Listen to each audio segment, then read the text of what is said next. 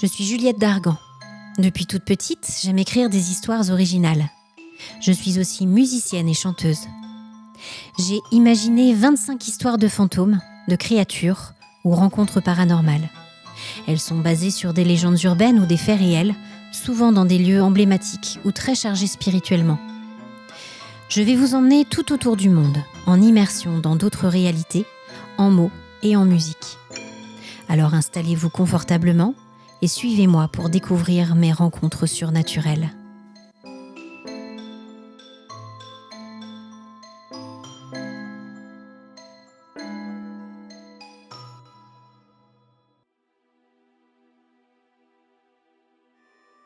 Bonjour, c'est Juliette. J'espère que vous allez bien. Si vous aimez le podcast, n'hésitez pas à en parler autour de vous et à déposer un commentaire sur votre plateforme d'écoute, Spotify ou Apple Podcast. N'hésitez pas non plus à vous abonner et à laisser une note. Peut-être pour vous n'est-ce qu'un petit geste, mais sachez que vous soutiendrez ainsi mon travail et ma créativité et aiderez Rencontres surnaturelles à toucher de nouveaux auditeurs. Un immense merci pour votre soutien. Je vous propose aujourd'hui de descendre au plus profond de nos peurs. Vous savez, cette peur primale que beaucoup d'entre nous avons cachée depuis notre enfance. Cette terreur de ne pas savoir ce qui se cache dans les ténèbres, qui nous écoute et nous suit de son regard acéré, prêt à bondir à la moindre faiblesse. La claustrophobie. Est-ce que vous aussi le souffle vous manque quand vous entrez dans un espace trop étroit, sous la terre? C'est donc dans les grottes de Saulges, en Mayenne, que nous allons partir aujourd'hui suivre les pas de Damien, un quarantenaire courageux qui a décidé d'affronter ses peurs les plus primaires. Vous écoutez Rencontres surnaturelles, épisode 18, un guide imprévu.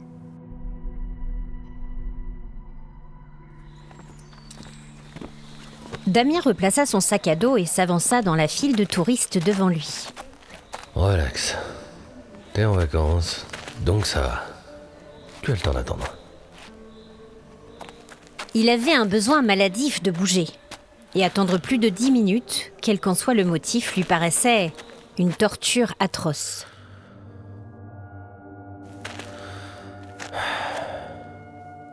Cette visite était un vrai défi pour lui. Errer dans un milieu obscur et clos, en compagnie d'un groupe d'inconnus. Il avait rassemblé en une seule situation tous les éléments anxiogènes possibles, constituant le fondement même de sa phobie. Ça va bien se passer. Tout va bien. Tu n'es pas seul et tu peux y arriver. C'est juste une visite. Il essuya la sueur qui coulait le long de sa tempe, en essayant de faire abstraction de la chemise trempée qui collait à son dos. Il maudit à mi-voix les bons conseils de son psychothérapeute. Damien, je vais être clair. Vous devez affronter vos plus grandes peurs pour ne plus être gouverné par celles-ci. Vous devez multiplier les situations qui, en temps normal, vous feraient peur. Choisissez le moment le plus chargé pour aller faire vos courses. Prenez l'ascenseur. Et surtout, essayez de trouver un endroit clos et sombre pour être plongé dans le noir. Tout cela va vous aider à démystifier cette peur que vous éprouvez, à la rationaliser et à réussir à la tolérer. Vous êtes sûr ? Ça m'a l'air bizarre comme thérapie. Faites-moi confiance. J'ai déjà réussi à aider de nombreux patients et il n'y a aucune raison que vous ne puissiez pas en bénéficier vous aussi. Ok, je veux bien essayer. À 45 ans passés, Damien convenait qu'il était largement temps qu'il passe à autre chose et qu'il sorte de sa zone de confort. Devant lui, la file se mit soudain à avancer. Il suivit un couple de personnes âgées, des Italiens septuagénaires qui avaient commencé à lui raconter leur vie. 40 ans, ça vous embauche en quoi, hein? 40 ans que ma Francesca et moi, on est amoureux fous. Marcello, laisse le monsieur tranquille. Damien leur fit un sourire poli. Il se sentait presque admiratif de tant de constance. Après tout, lui n'avait jamais dépassé plus de 6 mois avec la même femme, et toutes ses relations avaient débouché sur les mêmes impasses.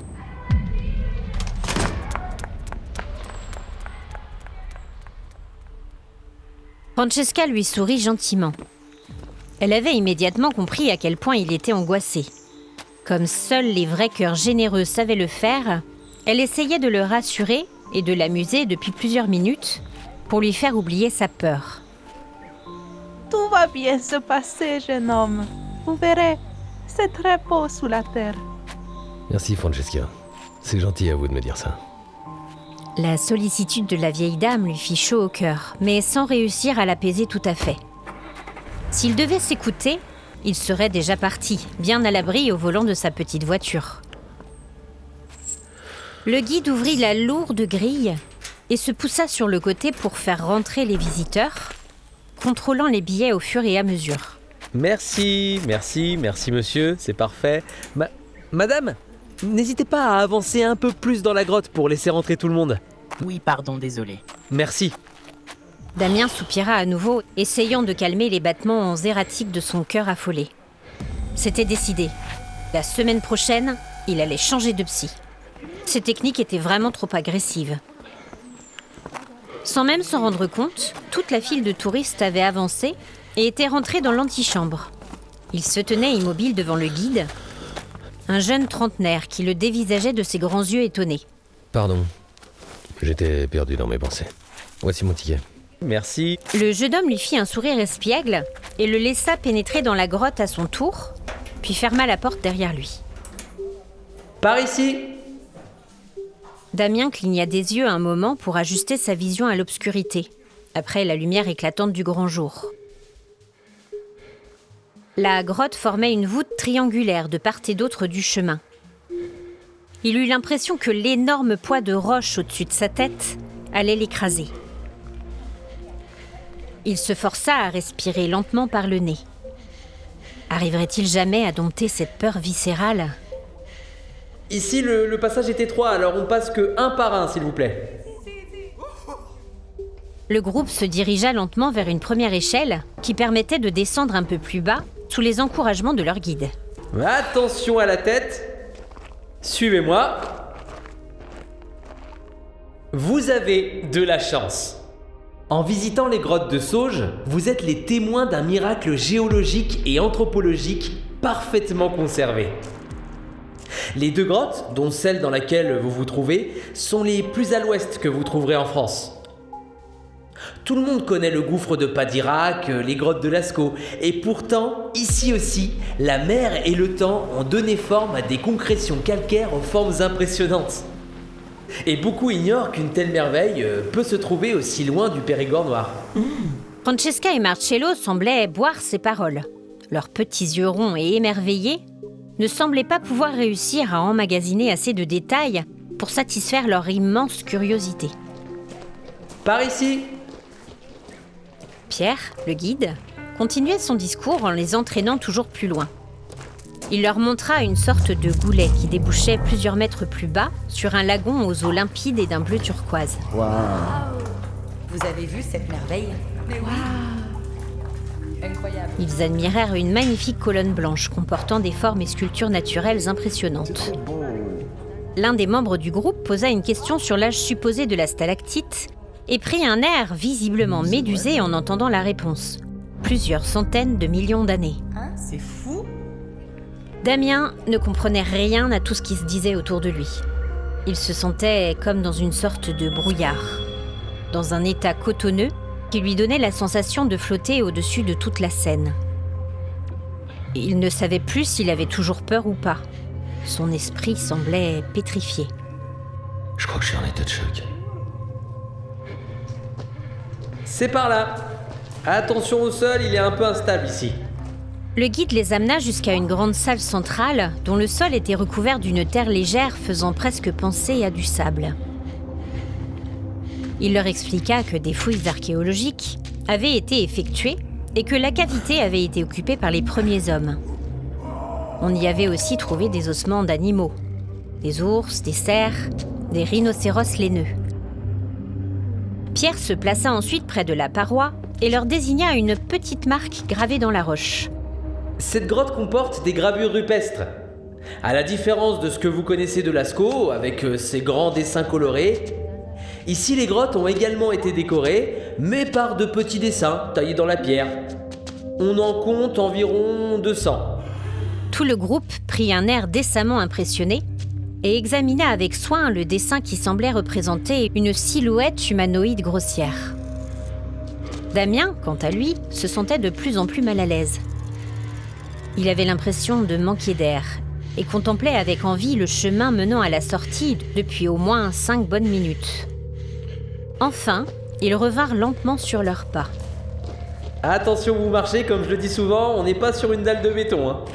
Devant une des concrétions présentant des formes particulièrement fines, Pierre leur désigna une colonne qui ressemblait à une corne mythologique. Elle était tronquée et tout le bas était absent, faisant penser à un rhinocéros amputé. Pierre expliqua qu'au siècle dernier, la connaissance de la préciosité des trésors géologiques n'existait tout simplement pas. Un engouement très fort pour tout ce qui touchait à l'étrange, voire au surnaturel, était présent dans la bonne société. Obtenir à grand prix un morceau de la grotte était donc considéré comme tout à fait normal et anodin, si l'on pouvait y mettre les moyens. Alors, ce qu'il faut savoir, c'est qu'au 19e siècle, des excursions étaient organisées pour faire venir les Parisiens ou citadins en mal de sensations jusqu'à la grotte. Pour que les guides réussissent à attirer toujours plus de touristes, il était assez courant d'ajouter un peu de piquant à la visite, en prétextant de se perdre dans le dédale, souvent en éteignant discrètement la flamme de la lanterne. Les visiteurs ainsi plongés dans l'obscurité avaient le sentiment d'être perdus à jamais. Frissonnant délicieusement, ils repartaient avec un souvenir impérissable et incitaient alors leur cercle à tenter l'expérience à leur tour. Les prémices d'une bonne stratégie marketing. Comme vous êtes le dernier groupe de la journée et que nous avons un bon feeling ensemble, je peux vous raconter une vieille histoire. Visiblement, l'une de ces visites sensationnelles s'est mal terminée. L'un des touristes a perdu son chemin dans le noir et a fait une chute de plusieurs mètres, se brisant la nuque au pied du lac souterrain. Et certains ont témoigné avoir vu son fantôme errer dans les couloirs en gémissant. On raconte qu'il serait toujours à la recherche de la sortie. Francesca et Marcello se signèrent. Pas d'inquiétude, ce n'est qu'une légende. Cela fait bien longtemps que personne ne l'a observé. Moi-même, qui travaille ici depuis plusieurs années, je n'ai jamais rien vu. Bien, j'espère que la visite vous a plu. Nous allons maintenant pouvoir remonter à la surface. C'était super. Suivez-moi. Le groupe poussa un soupir collectif de soulagement et tous se dirigèrent vers l'échelle. Marcello venait de gravir le dernier échelon quand sa femme commença sa progression à son tour. Dio mio, ça glisse. Oui, fais bien attention, Marcello. Il ne faudrait pas que tu te blesses. Arrivé à la moitié de l'échelle, le pied de Francesca glissa et elle perdit l'équilibre, s'écrasant sur le sol dur en contrebas. Sa cheville avait cédé sous son poids dans un terrible craquement d'os brisé. Qu'est-ce qui s'est passé? Francesca, stai bene? Aiutateci, per favore, chiamate i paramedici. Qu'est-ce qu'il dit? J'en sais rien. Aidez-moi, appelez les secours, je vous en supplie. Est-ce qu'elle va bien? Je sais pas. Sa plainte sembla faire sortir tout le monde de l'état de stupeur et de choc dans lequel la scène les avait plongés. Calmez-vous. On peut pas la laisser Monsieur, comme ça. calmez-vous. Je suis médecin. Laissez-moi passer, s'il vous plaît. À côté de Marcello, un homme s'avança et redescendit l'échelle. Il s'agenouilla auprès de Francesca et prit ses constantes d'un geste assuré. Il examina la cheville de la vieille femme, puis leva la tête vers Pierre. Il faut appeler les secours. Elle va devoir être évacuée et emmenée le plus vite possible à l'hôpital. C'est une méchante fracture. Oh, merde. Mais qu'est-ce qu'il attend? Oui, je m'en occupe tout de suite. Tout va bien. Le médecin s'occupe de votre femme. En haut, sur la plateforme, la femme du médecin avait pris le relais et accompagné Marcello à l'écart pour l'aider à se calmer. Elle va s'en sortir. Marcello. Le vieil homme avait du mal à respirer, submergé par la panique. Assis sur une grosse pierre au sol, il avait posé son visage sur ses genoux Francesca, et la femme lui avait fait boire quelques gorgées d'eau. qualcuno può aiutare mia Vous allez vous moglie? faire du mal si vous continuez à vous énerver comme ça. Au moment de l'accident, Damien attendait un peu à l'écart que ce soit son tour de monter. Il avait regardé la scène pétrifié. À présent, il se sentait de plus en plus mal et reculait lentement vers l'intérieur de la grotte sans même s'en rendre compte. Personne ne semblait faire attention à lui. Alors qu'il se trouvait presque au niveau de la salle précédente, un bruit étrange lui parvint. Une sorte de gémissement murmuré qui le fit sursauter. Il se retourna d'un bloc et il lui sembla entrevoir une ombre du coin de l'œil, filant vers le goulet menant au lac souterrain. Damien ne savait pas comment résoudre son dilemme. Il était franchement terrifié et n'avait qu'une envie, sortir de la caverne. Pourtant, si quelqu'un avait besoin d'aide, il ne pouvait décemment pas le laisser sans intervenir ou vérifier que tout allait bien. Indécis, il resta immobile pendant plusieurs minutes. Un nouveau gémissement retentit, semblant émaner directement des profondeurs de la terre. Il jeta un œil dans son dos, mais tout le monde était concentré autour de Francesca, toujours inconsciente. Il s'avança vers la source du bruit qu'il venait d'entendre, s'éloignant vers l'intérieur de la grotte et disparaissant ainsi de la vue du reste du groupe. Il se pencha au-dessus du vide et il lui sembla voir une forme prostrée tout en bas, non loin du lac. Il était difficile d'être tout à fait sûr de ce qui se trouvait en bas.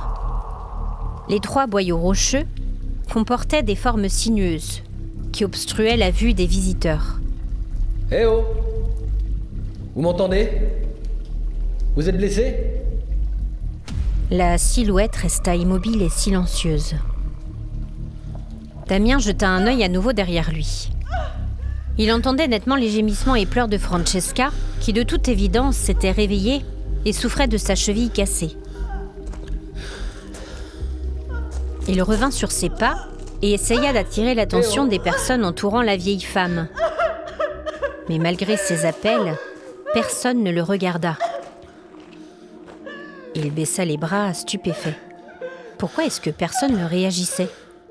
Il n'était pourtant pas invisible, vu sa haute taille et sa carrure de rugbyman. Il s'approcha un peu plus près encore et interpella le médecin, agenouillé sur le sol. « Docteur, vous m'entendez? Il y a un blessé là-bas aussi. » L'homme ne tourna même pas la tête vers lui. Mais enfin, qu'est-ce qui se passe? Il se tourna vers une femme qui attendait en silence, observant la blessure béante de Francesca. « Madame, est-ce que vous m'entendez? J'ai besoin d'aide aussi. Il y a une autre personne à aller aider là-bas. » La femme l'ignora et continua à observer la silhouette prostrée de la blessée. J'y comprends rien. Pourquoi personne m'entend? Vous me faites une blague, c'est ça? C'est un coup de mon psy? Il était très énervé et avait envie de frapper quelqu'un.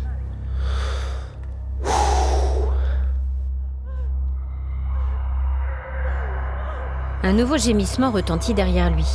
Cela lui fit l'effet d'une douche glacée et calma aussitôt sa colère. Personne ne l'entendait, il n'avait pas d'autre choix que d'aller s'occuper du blessé, là, en bas.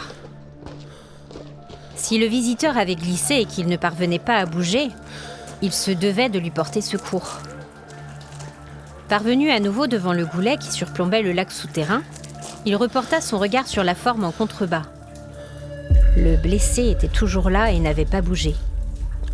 Cela ne laissait rien présager de très positif quant à son état.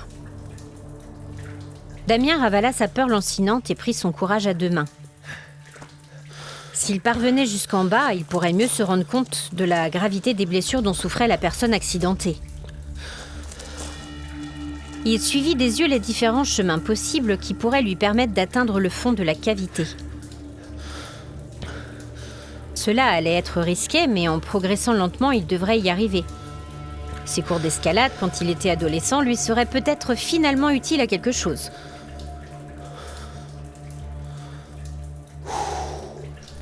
Il souffla un bon coup, agrippa la rambarde, et après un dernier coup d'œil derrière son épaule, il escalada la barrière et se laissa glisser doucement jusqu'à son premier point d'appui. Ses jambes coupées par la peur tremblaient tellement qu'elles lui semblèrent fléchir sous son poids. Mais pourquoi je fais ça? Je vais tuer ce psy à la noix dès que je sors d'ici. Le renfoncement sur lequel il avait posé son pied semblait bien fragile. lui indiquant qu'il allait vite devoir bouger pour rejoindre le creux qu'il avait repéré plus bas. Thérapie comportementaliste, mon œil. Ça m'a détraqué le cerveau, oui. Se maintenant de toutes ses forces de la paume de ses mains et de ses avant-bras écartés, il avança lentement, testant à chaque fois la solidité de son appui. Je pourrais être dans ma voiture, en route pour ma chambre d'hôtel, avec un bon verre de cognac pour m'accueillir. Son pied glissa et il parvint in extremis à se maintenir, après un effort surhumain qui le laissa pantelant et le corps brûlant sous la poussée d'adrénaline. Quand il posa enfin le pied en contrebas sur le sol sablonneux, il poussa un long soupir de soulagement, fermant les yeux. Quand il les rouvrit, il ne vit rien. Rien du tout. L'obscurité était absolue. La peur referma aussitôt ses longs doigts glacés sur son cœur et il sentit son souffle se bloquer dans sa gorge. C'est pas possible. C'est un cauchemar. Bordel. Ils ont éteint la lumière. Ils m'ont laissé tout seul ici. Je vais tuer ce guide aussi après avoir tué mon psy. Il vivait actuellement sa peur primale la plus absolue. Être perdu dans le noir au fond d'un trou, sans possibilité d'en sortir. Il allait mourir ici avec le corps du pauvre touriste. 2 imbéciles imprudents enfermés ensemble dans leur prison de roche. Non. Ça se terminera pas comme ça. Il étendit ses mains autour de lui comme un aveugle livré à lui-même. Pour la première fois de sa vie, il se rendit compte à quel point il se reposait sur sa vision. Privé de ce sens, il était perdu. Il se sentait aussi impuissant et faible qu'un enfant apprenant à marcher. Il devait essayer d'atteindre la paroi pour trouver un repère et ensuite chercher à atteindre le blessé pour voir s'il pouvait encore faire quelque chose, même si le silence profond de la grotte ne lui disait rien qui vaille. Il n'entendait aucun bruit, pas un gémissement, pas une respiration, même faible, pouvant lui laisser penser que la personne était toujours vivante. Malgré tout, il devait faire son maximum et s'assurer de son état de santé. Peut-être que s'il l'appelait... Vous m'entendez? Vous allez bien? Est-ce que vous êtes blessé?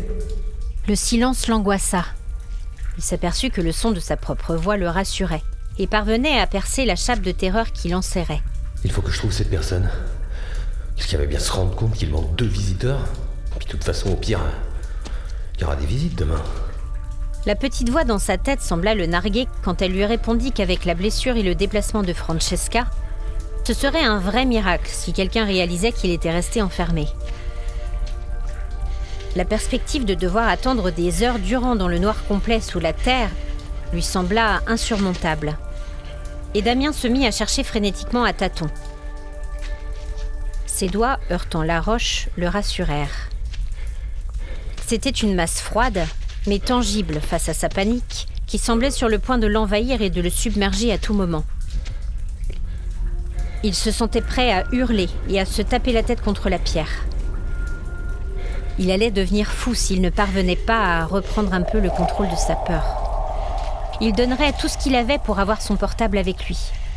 Malheureusement, il l'avait laissé dans la boîte à gants de la voiture, ne pensant pas en avoir besoin en bas. Une idée jaillit soudain. Peut-être que la personne qui était tombée là avant lui avait un téléphone.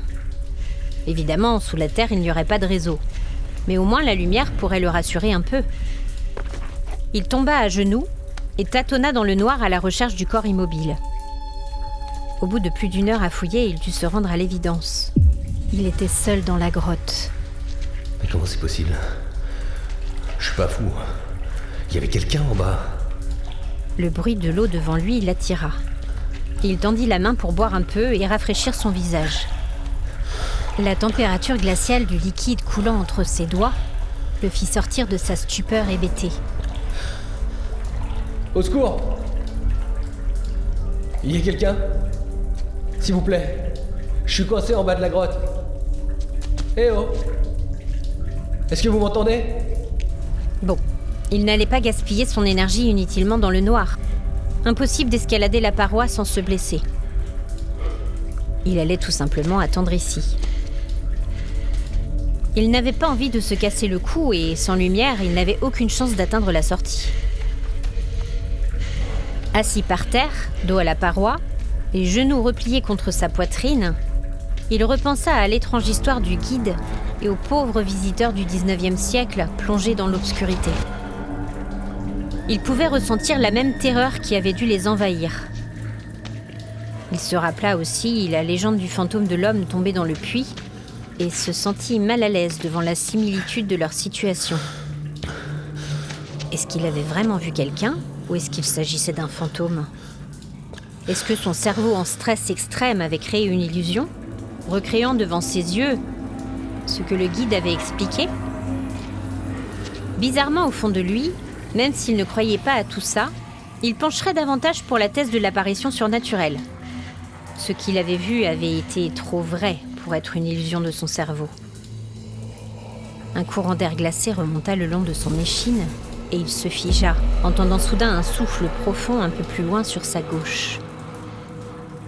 Il y avait quelqu'un dans la cavité. Quelqu'un qui ne disait rien et qui n'était pas là quelques minutes auparavant. Vous m'entendez ? Il y a quelqu'un ? Personne ne lui répondit, mais il entendait toujours la respiration. Il sentait aussi le poids d'un regard insistant, comme si, malgré l'obscurité absolue, la personne prisonnière à ses côtés parvenait à le voir parfaitement. Je sais que vous êtes là. Je vous entends respirer. Un étrange gloussement un peu étouffé résonna sur les parois de la grotte et cela lui fit froid dans le dos. Il refusa de céder davantage à la panique et demanda d'une voix calme. Est-ce que vous pouvez m'aider à sortir d'ici ?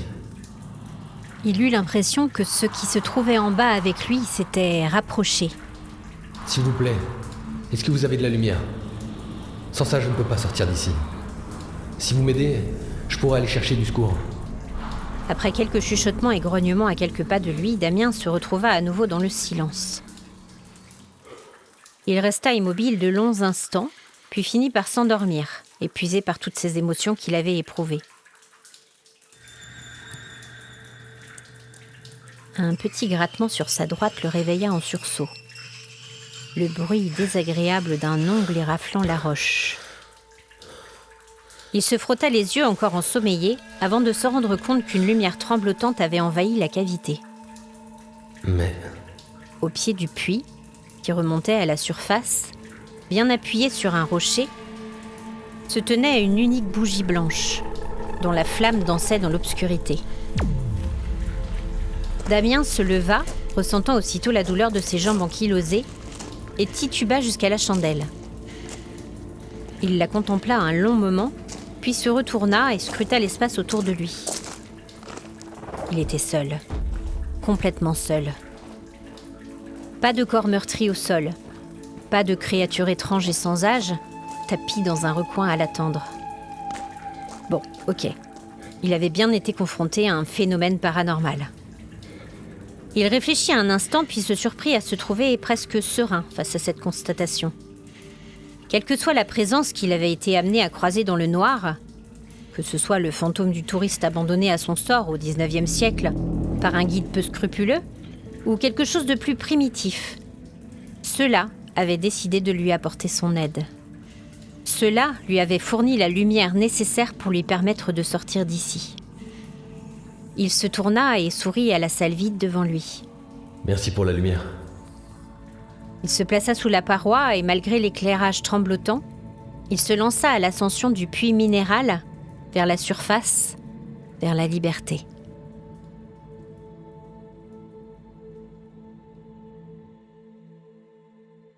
Merci d'avoir écouté ce nouvel épisode de Rencontres surnaturelles. La prochaine fois, nous partons en Irlande, suivre d'étranges traces de pas, marquant la neige dans la campagne seule et désolée.